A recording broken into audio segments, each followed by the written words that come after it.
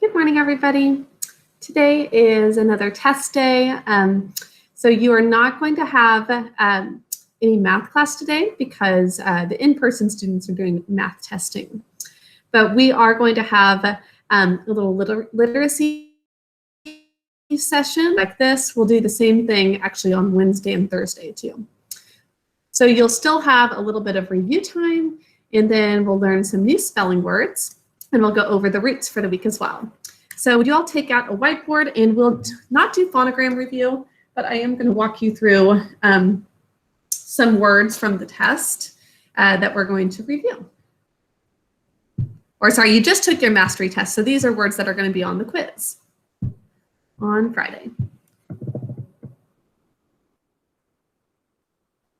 Let's see. Let's start with principal and principal.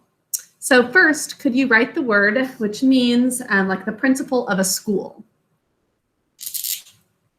Let's think of this as principal. Think like the principal as your friend. Principal would be a way to remember this spelling.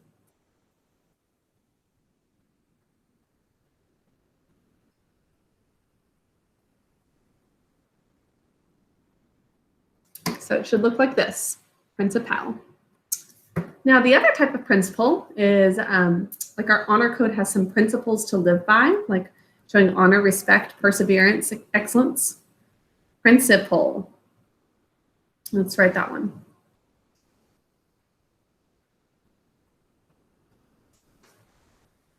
That type of principle has a silent final E job 4 because there's no written vowel. Next, testimony. Please write testimony.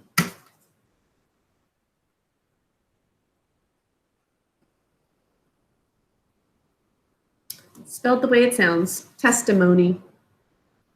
Should look like this. Testimony. Next, please write discuss. Discuss. Remember to have double S in this word for that last syllable. Discuss. Like this. So this one ends up being silent.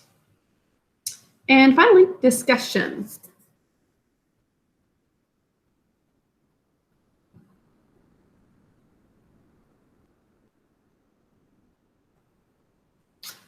Should still have a double S. This one is part of the sh phonogram though. So this is actually the silent one. Okay, that's all for spelling review. Go ahead and get your things out for a new spelling lesson. Get your binder out, and then we're going to just jump right into our orthography notebook. And by the way, our well-ordered language is a test for today. You'll take a test on object pronouns combined, very similar to what you did the other day for your review. So some of the questions are actually identical, but the sentences are a little different. So let me know if you've got questions about that, but I think it should be pretty straightforward.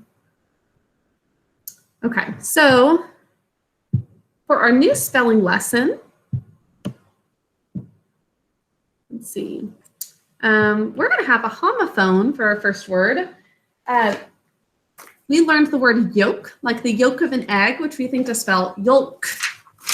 Now we're going to see the homophone, also pronounced yolk, but means something different. Let me pull up a picture of this type of yolk.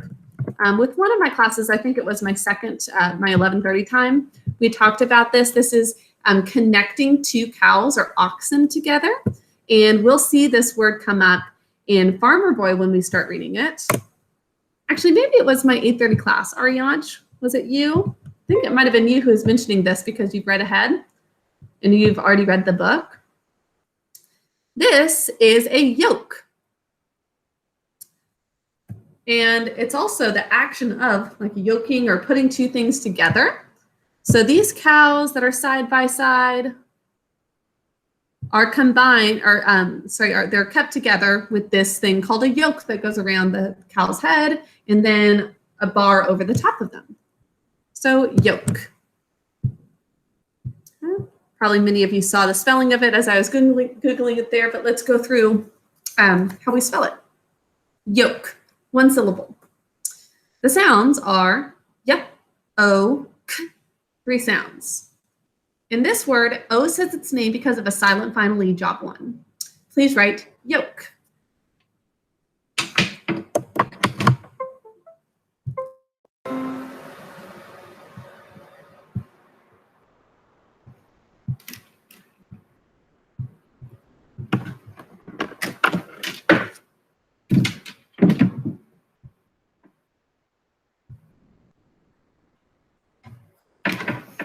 This kind of move to the side. Here we go. So yolk. Yeah. O, k. Silent final E. Yolk. For markings, we're going to have O say its name, underline it. Okay, E, silent final E, job one. Yolk. This is a noun or a verb.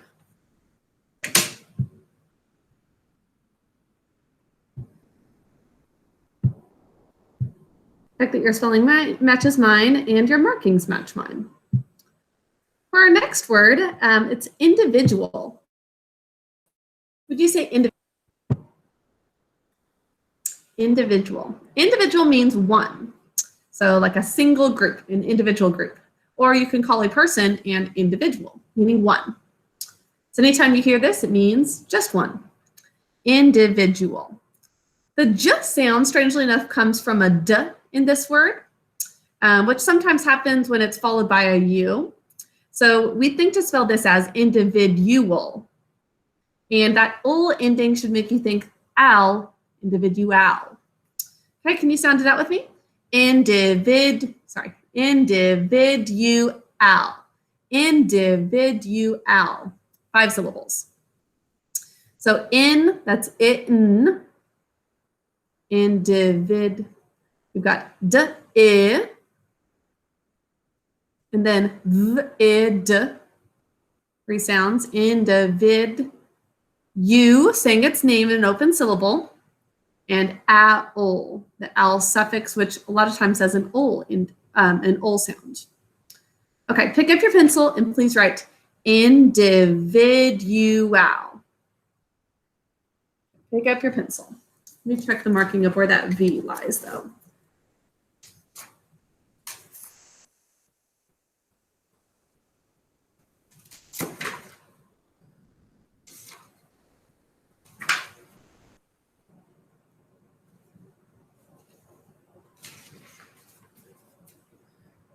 Individual.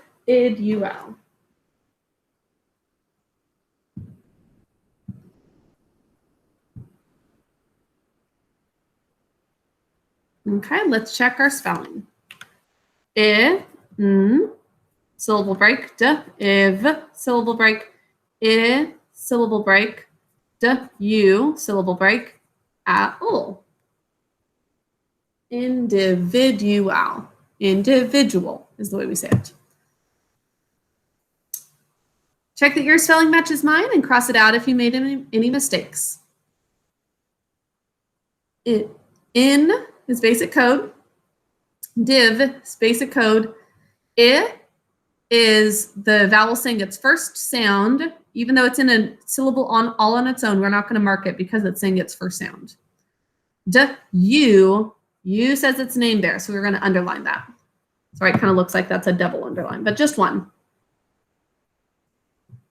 And that's right, thinking cap on that at-ol, or the a specifically, which is typical when you hear the ol at the end of the word. We're going to have at-ol with the thinking cap. Individual is usually a noun, but it can also be used as an adjective. Like there might be little individual packets of something, single packets. Time for our next word.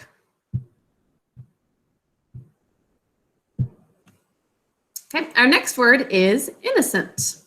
Did you say innocent? Innocent.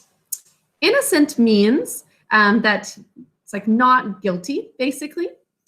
In Princess and the Goblin, I think this is for your reading for today, we hear that like Curdy, if he feels guilty, then he wants to say something right away. And that's the mark of a true prince.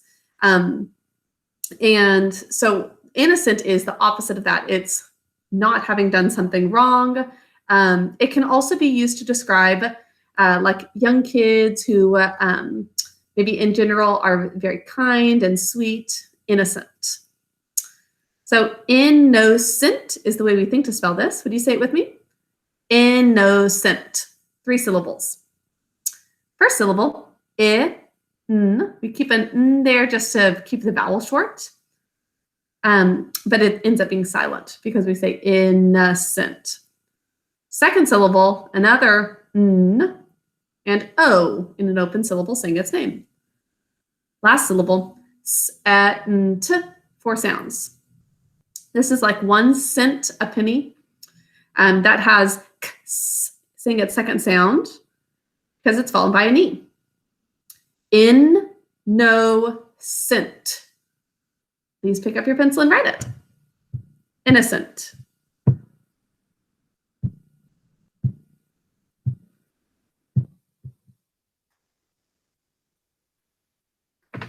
Okay, I'll write it here. Go ahead and write yours first, though.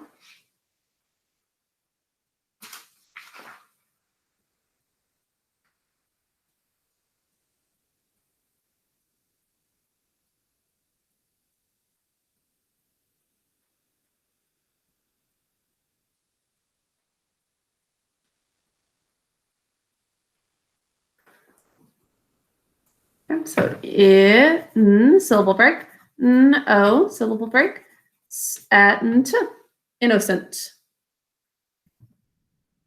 First syllable, the n is silent. We pronounce this innocent, so we're also going to put a thinking cap on that o. It's not saying its name. Over here, 2 on top of the k. This word is an adjective. Okay, time for our next word. Last word for the day. Our last word for today's lesson is leisure. Would you say leisure? Leisure. This word is an I before E word except after C. This has the AE phonogram in it to make the E leisure sound. This word means something relaxing or enjoyable just for fun. So an activity, a leisurely activity would be one that is relaxing, nice. It has nothing to do with work. Leisure. So once again, the E sound comes from the phonogram AE that we do not use at the end of English words. Leisure. The zher syllable actually has a z, saying that zh sound. And then we have the phonogram earlier of hurt, leisure. We also have a silent final E. It's considered, you know what, I'm going to call this leisure. Okay, we'll stick with what it says here. It's leisure. So it's a silent final E, job 1, making you say its name. So leisure.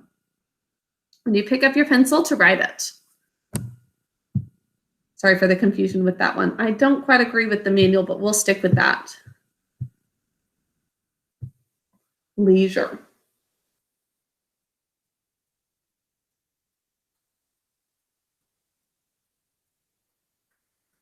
Okay, let's write it.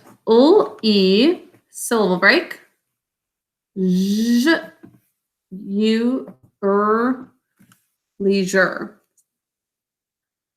Cross it out and rewrite it if you made any mistakes. Leisure. That sound comes from z, strangely enough.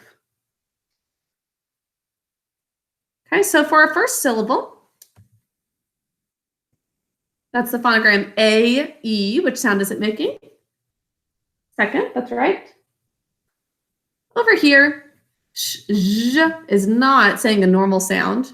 Or sorry, z is not saying a normal sound. It's saying a zh sound, like in this phonogram.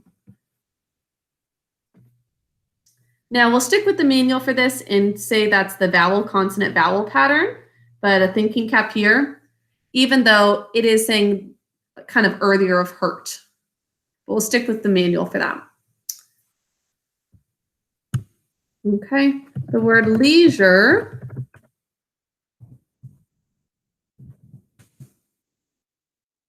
is usually a noun, but let me check to see if it's ever, nope, it should always be a noun.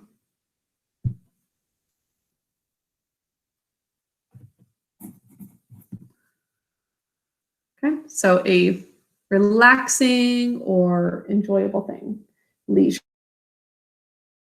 I'm going to stay here actually before we get back to orthography notebook for some cursive time. Okay, so for cursive today, we are going to begin capital letters. So we will continue our cursive time very similar to what we've been doing lately until we're finished with cursive letters altogether. And then we'll just work it in throughout our time, like when we do dictated sentences, we'll write them in cursive. I'm going to make some dotted lines here. If you've got your own dotted line paper, you can take it out now. Or if you've got a little cursive book, you can take it out now too. Okay, our first cursive letter is going to be the letter A. And just like we had been doing, we are going to group our letters according to how we form them. So like A and C were together. A and C are going to be together as capital letters too, because we start them very similarly. Now, all of the cursive capital letters are going to be tall letters that are going to take up the top and bottom part of the line. Okay, so these letters are all going to begin at 2 on the clock above the middle dotted line. So imagine there's a clock. We're going to start at 2 on the clock and come around this direction. Okay, so let's start with the A. For the letter A, we'll start at 2 on the clock and start to go to 12 and then over to 10 before we drop down. See this? Then we come all the way back up to the 2 again. Notice it kind of looks like an oval. And then we come back down. We trace our letter back down.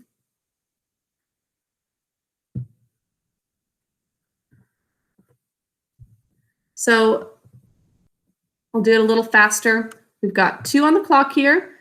Come all the way around, up to 2 again, and then straight down. That looks a little better for me. Sorry, I'm trying to angle it just right so that you can see my movement. 2 on the clock, come around, make an oval, and then trace it back down. You can practice those a few times. Cursive letter A. I think it looks better when it's not quite as fat and wide like this is. So this would be a better one, in my opinion.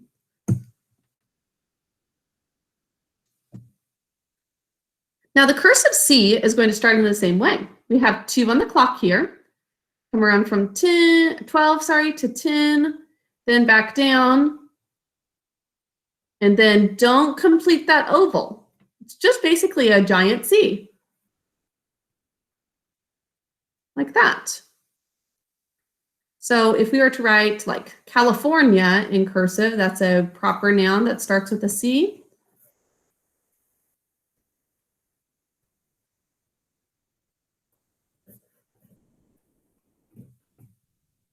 This is what it would look like.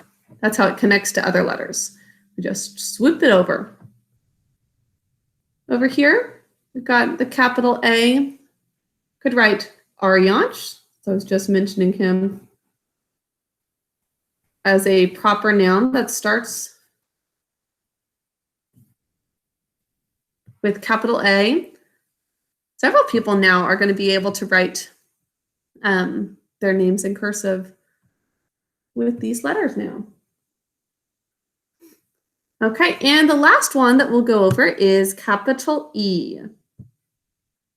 Now, capital E is, again, going to start at 2 on the clock. Let me see, are we not doing O? Oh, I've got one extra line I'm going to add.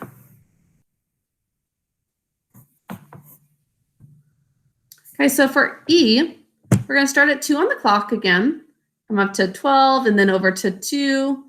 And then we come in at that middle dotted line.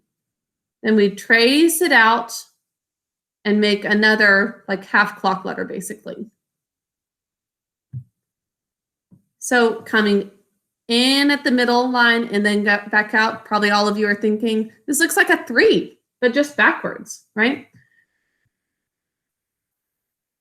Like that, like a 3, but backwards. We could write Emma.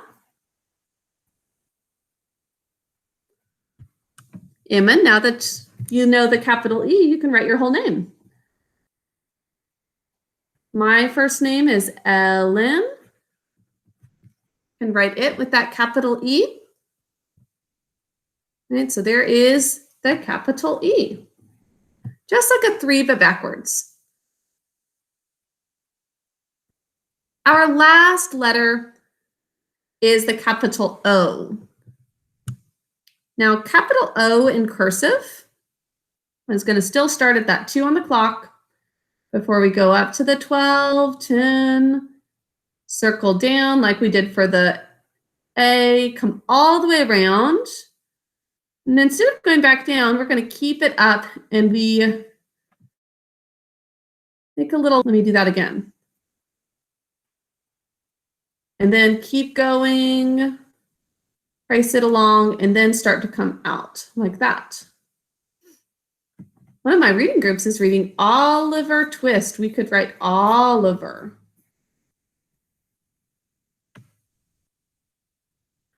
Oliver. So those are all of our letters. Oh, I was going to say for this one, since it ends up here, it doesn't connect to other letters, actually. A few of the capital letters do not connect to the next letter, and this is one of them. Does not connect, it just ends up here, and then you start it almost as if you're just writing liver. So don't connect those. Okay, at this point, we are going to stop cursive, but pause this if you want to see my screen for longer as you're practicing these letters. It is now time for orthography. So I'm going to take out my orthography notebook. Should have this lesson 65 filled out already.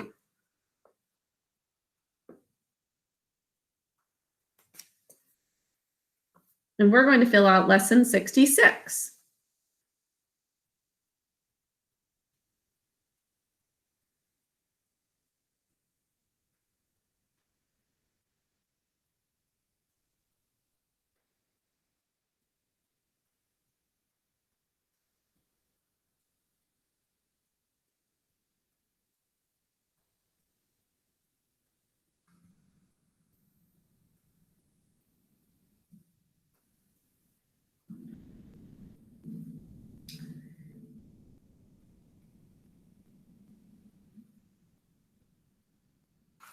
Okay, so that's what it should look like. Sorry, I was just writing those in. Now, let's come over here to lesson 66. Our first word was yoke, right? Yoke. Not this type of yoke, but like yoke for 2 cows.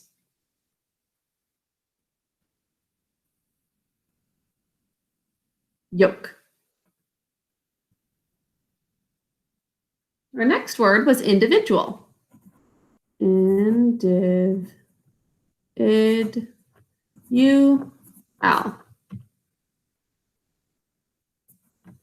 I forget if we ended up marking the, oh no, we did not. Sorry about that. Probably a lot of you already realized we should have put a thinking cap on the D because it says a J sound. Sorry, I forgot to do that before, but let's do it now. Individual. You were saying its nickname there, and thinking cap there. And we had innocent.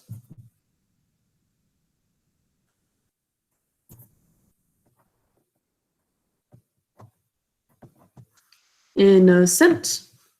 Also thinking cap there. And leisure.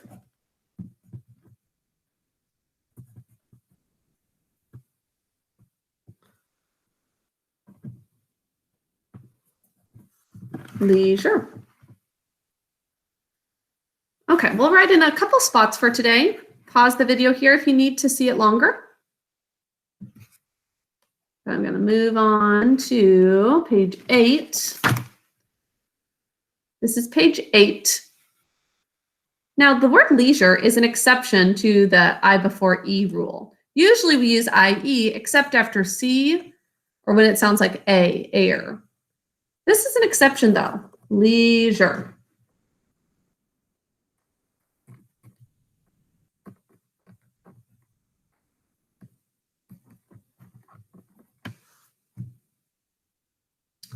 Okay, next place we're going to write is the homophone page. Page 14, you guessed it. Yoke and yoke. This is page 14.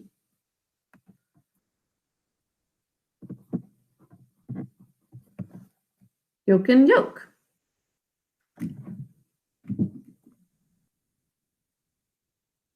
So we'll do for today. Now I want to go through next some roots with you, and I'm going to put these in Bright Thinker for the week, but I just want to talk through the words with you first. So this is our new Latin word for the week. We call it, as you can see here, my manual has the pronunciation. The J makes a Y sound in Latin. This is jaccio, jactum. It's the action of throwing. And we know this because adjective comes from that. Remember we talked about throwing words on something to modify it.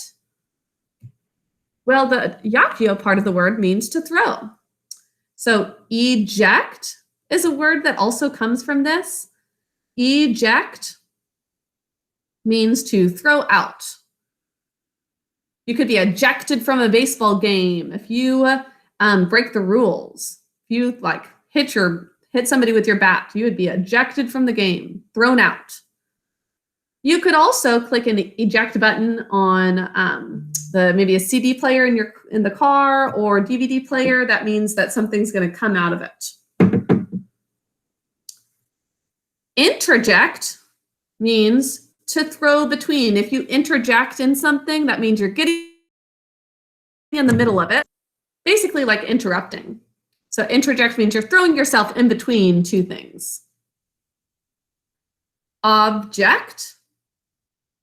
Now, probably a lot of you think of like an object, like a marker. That's an object. But the action to object to something means that you're throwing yourself against it, saying, no, don't do it.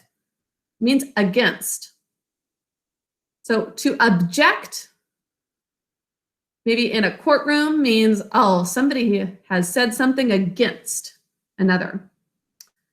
Objection is an argument thrown against a situation. Okay, so that's object and objection.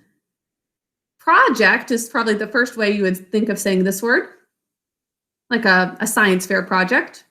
But this is mainly going along with the action to project. Maybe some of you have seen projectors. If we were in the classroom, we'd have a projector. A projector throws something forward. It's definitely going along with this forward. It throws it forward so that you can see it, to project. Or you could project your voice by kind of pushing your voice forward, meaning that you say something louder. Projectile means it's the thing thrown forward. And reject means you don't want it, you throw it back. It's like throwing out. Kind of similar to eject, but reject means it's specifically back. Reject. Okay, I think you'll do, let's see, object.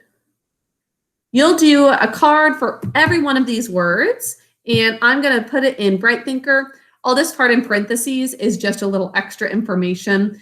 You don't have to make any cards with that. If you wanted to pause it just for fun to make some extra cards, you could.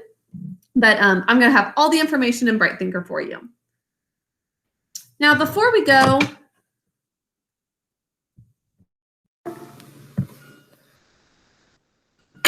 I wanted to mention as well that you will have reading as usual today. And I want you to be practicing your poem, Father William. So I'll say it with you guys before we go. Can you say it along with me? Father William by Lewis Carroll. I was about to say the Jabberwocky poem, which is also from Alice in Wonderland. But it starts out like this. You are old, Father William, the young man said, and your hair has become very white. And yet you incessantly stand on your head. Do you think at your age it is right? In my youth, Father William replied to his son, I feared it might injure the brain, but now that I'm perfectly sure, I have none, again and again. You are old, said the youth, as I mentioned before, and have grown most uncommonly fat. Yet you turned a back somersault in at the door. Pray, what is the reason for that? Just a minute. In my youth, said the sage, as he shook his gray locks, I kept all my limbs very supple. By the use of this ointment, 1 shilling the box. Allow me to sell you a couple? You are old, said the youth, and your jaws are too weak for anything tougher than suet. Yet you finished the goose with the bones and the beak. And how did you manage to do it? In my youth, said his father, I took to the law and argued each case with my wife. And the muscular strength that it gave to my jaw has lasted the rest of my life. You are old, said the youth. One would hardly suppose that your eye was as steady as ever. Yet you balanced an eel on the end of your nose. What made you so awfully clever? I have answered 3 questions, and that is enough, said his father. Don't give yourself airs. Do you think I can listen all day to such stuff? Be off, or I'll kick you downstairs. Father William by Lewis Carroll. Okay, so please practice that today. I hope that you are doing well. I hate not being able to talk to you guys more with map testing, but that is all for today. I will see you tomorrow. Bye.